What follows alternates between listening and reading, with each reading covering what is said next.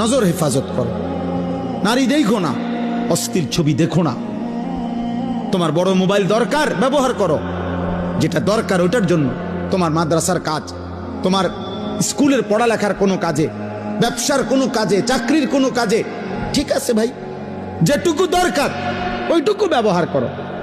কিন্তু সারা দিন রাত 24 ঘন্টা মোবাইলটারে বুকের সাথে রাখা, জীবনের সাথে বেঁধে ফেলা, এটা তো ভাইয়া ভালো করবে না।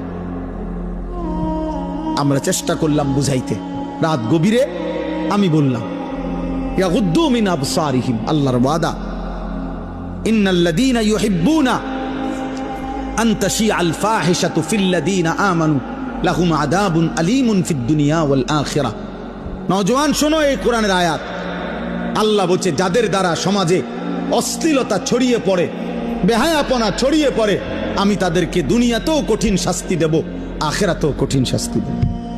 ফিদ দুনিয়া ওয়াল আখিরাহ, কোরআন শরীফের আয়াত। আল্লাহ ওয়াদা দিছে এখানে, আল খাবিসাতু লিল খাবিসিন ওয়াল খাবিসুনা লিল খাবিসাত।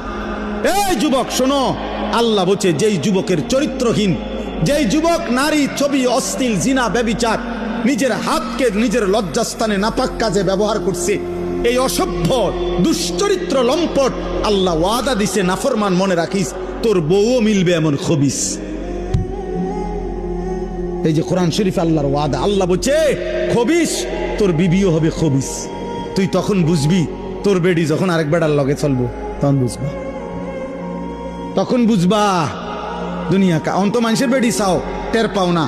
তোমার বিবি বিয়ে করার পরে যখন দেখবা অসৎ, 2 নাম্বার, চরিত্রহীন, তখন বুঝবা বাবা, কোন স্বামী যদি শোনে 12 বছর পরেও আমার স্ত্রী পরকীয়ায় আসক্ত, অন্য পুরুষের লগে আসক্ত, ওই স্বামীর তখন আর দুনিয়ায় কিছুই থাকে না।